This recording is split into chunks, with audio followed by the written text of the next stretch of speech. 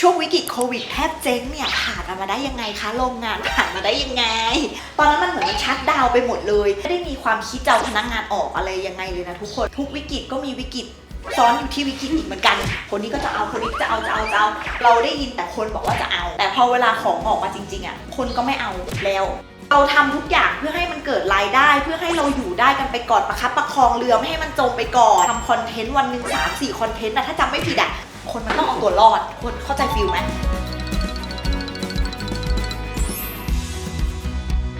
เอาจริงนะคือวันนั้นเรามองไม่เห็นอนาคตเลยแต่เรารู้ว่าทุกอย่างมันหยุดแล้วมันก็ทำให้เราต้องกลับมานั่งคุยกันหนักเลยกับวางแผนการเงินวางแผนบัญชี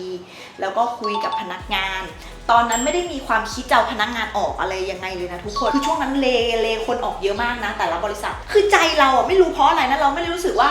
แย่มากเลยว่ะกูจะทำยังไงดีอะอะไรอย่างเงี้ยวิธีไหนที่คนทำกันของเราอ่ะมีแต่หาอะไรไม่รู้ทำเหมือนแบบหาอะไรอย่างอื่นทำที่ไม่ให้เรามัวไปมุ่งอยู่กับอะไรที่มันทำให้เราดาวอ่ะมันเกิดโปรดักที่เป็นตัวน้ำหอมเป็นตัวเทียนหอมซึ่งปัจจุบันนี้เราเลิกขายเทียนหอมไปแล้วแต่น้ำหอมอ่ะก็ยังทำให้เรามายืนอยู่ตรงนี้ได้นะเพราะว่าเราได้เรียนรู้เรื่องการหมักเบสน้ำหอมด้วยตัวเองแล้วทำยังไงให้ติดทนแล้วทุกวันนี้น้ำหอมเราก็ยังเป็นอะไรที่ลูกค้าแบบสั่งผลิตอยู่นะการทำสินค้าตัวอย่างลูกค้าได้ลองแล้วทุกคนรู้สึกว่าเฮ้ยอันนี้มันโอเคนะอะไรอย่างเงี้ยแล้วเราได้เรียนรู้เรื่องของภาษีสำหรับน้ำหอมเราได้เรียนรู้ในเชิงลึกอะไม่ใช่ในแง่ของโปรดักต์อย่างเดียวเพราะว่าตอนนั้นอ่ะมันเป็นช่วงที่แบบหลายๆคนหันไปใช้ช่องทาง TikTok เพื่อที่จะแบบไปเต้นไปทำอะไรก็ได้ที่มันผ่อนคลายอยู่ที่บ้านอะไรอย่างงี้ใช่ไหมคะมันเป็นจุดเริ่มต้นของการรับผลิตแบบเต็มรูปแบบด้วยตอนนั้นเนี่ยอย่างที่บอกว่า TikTok กำลังมาใช่ไหมแล้วตอนนั้นเราเลยรู้สึกว่าคลิปกระแสที่มันเป็นอยู่ในตอนนั้นก็คือเป็นการเล่าเรื่องประสบการณ์ชีวิตว่าคุณมาถึงวันนี้ได้ยังไงคุณทำอะไรมานะคะแล้วก็เหมือนได้เล่ามุมมองการทำงานของตัวเองผ่านในช่องทาง TikTok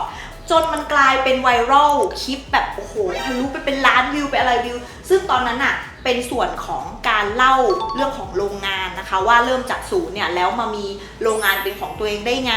30 ไร่ในแบบย่านลาดกระบังกรุงเทพได้ยังไงอะไรอย่างเงี้ยกว่าที่เราจะมีวันนี้เราสร้างอะไรมาบ้างอะไรเงี้ยเราจำได้ว่าพอน้องๆเริ่มมาถามว่าโรงงานพี่อารับผลิตอะไรคะเราตอบเลยว่าสบู่ก็ได้เซรั่มก็ได้อะไรก็ได้100 ชิ้นพี่ก็รับทำแล้วจ้าสบู่ฉันจำได้เลยว่ารับหลักพันอะฉันก็รับแล้วเพราะว่าตอนนั้นคือมันไม่รู้จะหาเงินมาจากไหนทุกคนเข้าใจไหมตอนนั้นมันเหมือนมันชัตดาวน์ไปหมดเลยผลิตภัณฑ์แบบฟาเกอร์ร้านบิวตี้ทุกร้านปิดหมดเลยมันเหมือนเราต้องเอาเงินเก่าเงินในอดีตที่เรามีมาใช้อะทุกคนแล้วแบบลำบากมากจริงๆสมมุติว่าเราเคยขายได้1,000,000อันนี้สมมุติตัวเลขนะวันดีคืนดีเราขายได้1,000อะทุกคนแล้วค่าใช้จ่ายในบริษัทอย่างน้อยต้องมีเลยประมาณแบบว่า300,000อย่างเงี้ยแล้วขายได้100ต้องหาฟิกคอร์สมาจ่ายพนักงานแล้วเราหาเงินที่ไหนเงินเก่าที่เรามีมันคงไม่ได้พอกับระยะเวลาที่โลกนี้มันจะอยู่เราไม่รู้จุดจบนึกออกปะคะแต่เรารู้แค่ว่าเราทำทุกอย่างเพื่อให้มันเกิดรายได้เพื่อให้เราอยู่ได้กันไปก่อนประคับประคองเรือไม่ให้มันจมไปก่อนอะไรอย่างเงี้ยรับผลิต100 ชิ้นก็ทำแล้วก็ทำคอนเทนต์วันหนึ่ง3-4 คอนเทนต์ถ้าจำไม่ผิดจริงๆเป็นคนเก็บตัวนะเหมือนแบบเราไม่ค่อยอยากพูดอะไรเยอะเพราะเดี๋ยวคนจะคิดว่าเราอวดตอนนั้นคือมันคือการทำคอนเทนต์เพื่อทำการประชาสัมพันธ์ให้คนรู้จักเราแล้วเหมือนคนมันต้องเอาตัวรอดคนเข้าใจฟิลไหมต้องเอาตัวรอดคนรู้จักเรามากขึ้นในมุมนี้เผื่อเขาแบบเห็นเราแล้วมั่นใจก็จะมาเป็นลูกค้าเราหรือแบบมาสนับสนุนซื้อผลิตภัณฑ์เราก็ยังดีว่าอะไรอย่างเงี้ยทุกวันนี้คนก็รู้จักโรงงาน NBC ของเราแล้วนะคะจากตอนที่หลัก100 ชิ้นตอนนี้ก็เป็นหลักพันหลักหมื่นชิ้นมันสร้างให้เกิดตรงนั้นได้จริงๆเพราะฉะนั้นสิ่งที่อยากบอกทุกคนก็คือว่าวันที่เราเริ่มต้นเราไม่รู้หรอกมันจะไปสิ้นสุดตรงไหนมันจะไปถึงตรงไหนแต่เมื่อวันนี้เรามองย้อนกลับไปวันนั้นเรารู้สึกว่าเราไม่เสียใจเลยนะที่เราแบบได้ออกจากกรอบของตัวเองที่เป็นกรอบที่แบบไม่อยากออกมาพูดอะไรเกี่ยวกับตัวเองเยอะอะไรอย่างเงี้ยค่ะที่สำคัญเวลาเราเลื่อนฟีดเนาะเราจะเห็นแบบเฮ้ยแต่ละคนเขาจะมีซิกเนเจอร์มีความเก่งแบบเป็นของตัวเองหมดซึ่งเมื่อก่อนเราเคยคิดว่าเราต้องเก่งทุกอย่างคนแต่ว่าวันนี้เรารู้สึกว่าเราไม่จำเป็นต้องเก่งทุกอย่างแต่ว่าถ้าเรามีคนที่แบบข้างๆเรามาซัพพอร์ตเรามันก็ทำให้ทุกอย่างมัน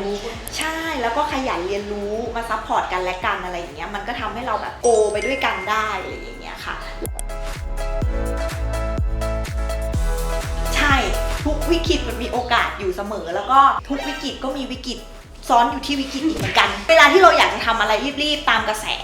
เช่นแอลกอฮอล์สเปรย์อะไรใดๆในตอนนั้นเนี่ยจะบอกเลยว่าโห ใครมีคนนั้นคือพระเจ้าอ่ะตอนนั้นที่คนต้องการดีมานด์เยอะมากพอทำออกมาแบบอาทิตย์2 อาทิตย์3 อาทิตย์ประมาณเดือนหนึ่งอะที่เราเร่งทำของกันคนนี้ก็จะเอาคนนี้จะเอาคือเราได้ยินแต่คนบอกว่าจะเอาแต่พอเวลาของออกมาจริงๆอ่ะคนก็ไม่เอาแล้วมันไม่ทันแล้วทุกคนมันกระบวนการผลิตมันไม่ใช่ว่าผลิตวันนี้พรุ่งนี้จะได้แต่มันคือต้องสั่งวัตถุดิบแล้ววัตถุดิบแย่งกันอีกมะละกอเนี้ยอร่อยที่สุดในโลกเลยแล้วมีนำเข้ามาขายที่ไทยทุกคนลุมไปเอามะละกออันนี้แอลกอฮอล์ก็คือสกัดไม่ทันบ้างกฎหมายใหม่มาอีกโอ้โหเยอะแยะมากมายสุดท้ายแล้วมันทำให้ของออกมาทันส่วนหนึ่งและอีกส่วนหนึ่งไม่ทันนะคะก็กลายเป็นสต็อกจมทุนและยังไม่พอไปเจอคนหล่อแอลกอฮอล์มาขายอีกบอกว่าเป็นแอลกอฮอล์ตามสเปคแต่พอเอาไปส่งเทสจริงๆไม่ตรงสเปคอะไรอย่างเงี้ยมันมีปัญหาอะไรแบบนี้เยอะมากก็เป็นเรื่องที่ทำให้เราหนักใจแล้วบางอันปัญหาบางอย่างมันไม่ได้จบณตอนนั้นบางอย่างมันก็ยังคาราคาซังอยู่อะไรอย่างเงี้ยค่ะจริงๆอ่ะการทำออนไลน์มันคือการเรียนรู้ใหม่ตลอดมันคือการที่เราค่อยๆรู้จักคนที่ติดตามเรารู้จักกลุ่มลูกค้าของเราจากการที่เราลงสนามไปทำคลิปแล้วก็เราเห็นฟีดแบ็กที่เขาฟีดแบ็กกลับมาว่าเราเป็นยังไงในสายตาของพวกเขาหรือโปรดักต์ของเราเขาฟีลยังไงเขารู้สึกยังไงแบบนั้นนะคะสรุปนะคะก็คือบทเรียนทั้งหมดที่เราได้มาจากแบบการที่เราผิดพลาดใจร้อนในเรื่องของการอยากทำโปรดักต์ทำแล้วไม่คิดจะได้ออกจากกรอบด้วยนะจากกรอบเดิมๆที่เราเก็บตัวอยู่เงียบๆอยู่ในกรอบของเราว่าเราเป็นแบบนี้มันโอเคแล้วอะไรเงี้ยแต่พอเราออกมาทำ TikTok เราก็ได้เจอมุมมองหลากหลายแล้วเราได้เห็นว่าเฮ้ยคนเขามองเราในแบบไหนที่ผ่านมันมาได้ทุกวันนี้ก็เพราะว่ากำลังใจจากแบบที่เรามีให้ตัวเองทุกวันด้วยแล้วกำลังใจจากคนรอบข้างจากทีมงานจากครอบครัวด้วยเพราะถ้าไม่งั้นนะคงร้องไห้ทุกวันจริงนะเวลามีปัญหาเข้ามามันไม่มาเรื่องเดียวไงมันมาทีนึง3 เรื่อง 5 เรื่องอย่างเงี้ยมาในเวลาเดียวกัน3 ปีที่ผ่านมาฝึกตัวเองความมั่นใจตัดสินใจถ้าไม่ตัดสินใจเดี๋ยวนี้โอกาสอาจจะกลายเป็นวิกฤตก็ได้การแก้ปัญหาอาจจะกลายเป็นไม่แก้ปัญหาไม่ได้ตลอดไปก็ได้มันทำให้เราเติบโตขึ้นอนาคตเวลาเราไปเจอปัญหามันก็จะมองว่าแบบเฮ้ยอันนี้มันก็ไม่ได้ใหญ่เท่าเรื่องที่ผ่านมานี่หว่าอันนี้แก้ปัญหาแป๊บเดียวแก้ได้วันนี้ถ้าแก้ไม่ได้ก็จัดการอันนี้ไปก่อนนะแล้วเดี๋ยวพอลองทำอันนี้เสร็จอันนี้มันไม่เวิร์กเดี๋ยวค่อยมาประชุมกลับมาทำกันใหม่อยากขอบคุณตัวเองนะที่ถ้าไม่ใช่เราในวันนั้นที่แบบอดทนอดกั้นนะแล้วก็มีสติ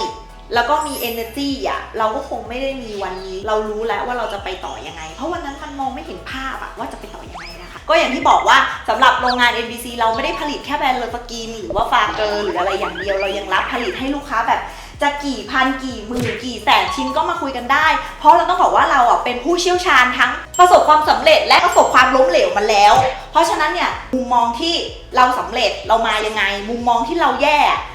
มายังไงและป้องกันยังไงไม่ให้เกิดเหตุการณ์แบบนั้นเกิดขึ้นควรจะเดินไปข้างหน้าแบบไหนเราเป็นที่ปรึกษาได้และที่สำคัญคือที่หลายๆคนเข้ามาที่นี่เพราะว่าแบรนด์ของเรามีขายใน Modern Trade ความครบถ้วนของข้อมูลที่คุณควรจะมีใน Product ใน Packaging ของคุณเนี่ยเราก็เป็นที่ปรึกษาให้ได้นะคะตรงนี้ก็ไม่ได้คิดตังค์หรอกบางคนเข้ามาก็มานั่งคุยมาอะไรไปนั่นแหละก็อยู่ที่การบริการการดูแล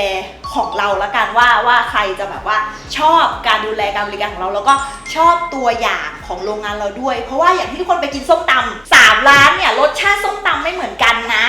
กลิ่นไม่เหมือนกันรสชาติก็ไม่เหมือนกันเนื้อก็ไม่เหมือนกันเหมือนกับที่โรงงานที่นี่เหมือนกันค่ะเราจะมีอะไรที่มันเป็นซิกเนเจอร์ของตัวเองไม่ว่าจะเป็นเรื่องกลิ่นเรื่องเนื้อเรื่องเบสเรื่องอะไรต่างๆรวมถึงการบริการการพูดคุยของเราก็จะไม่เหมือนที่อื่นเพราะฉะนั้นแล้วเนี่ยเราก็อาจจะต้องมาลองทำความรู้จักกันดูนะคะพูดมาขนาดนี้มีเพจปะมีนะคะเพจ NBC Thailand เป็น TikTok นะคะ NBC Thailand เช่นกันแล้วก็มี Line Official นะมีสินค้าตัวอย่างให้ลองซื้อไปใช้ดูก่อนได้ถ้าไม่อยากถามอะไรลองกดสั่งดูซื้อสบู่สัก4 ก้อนลองไปใช้ดูว่ามันดีเปล่าอะไรเงี้ยแล้วถึงเวลารู้สึกชอบแล้วค่อยมาคุยกันก็ได้นะคะได้หมดเลยไว้เจอกันนะคะหวังว่าเราจะได้เป็นเพื่อนกันมากขึ้นนะคะแล้วเจอกันในคลิปถัดไปนะคะทุกคนวันนี้เนี่ยขอลาไปก่อนนะคะฝากกดไลค์กดแชร์แล้วก็กด Subscribe ด้วยนะคะบ๊ายบายมือใหม่อยากเปลี่ยนสีผมเริ่มยังไงดีผมดำหรือว่าผมน้ำตาลเข้มแล้วหนูอยากเปลี่ยนสีผมแบบทำให้หน้าสว่างขึ้นนะคะก็ต้องบอกเลยว่าฟาเกอร์มีเฉดสีให้ทุกคนเลือกแบบมากกว่า60เฉดสีอย่างแน่นอนอยากทำค่ะอยากทำแบบไม่ต้องฟอกได้ไหมคะพี่ดำละข้ามไปทำเป็นสีสว่างนี้ได้เลยแค่ทำสีผมครั้งเดียวมันไม่มีนะลูก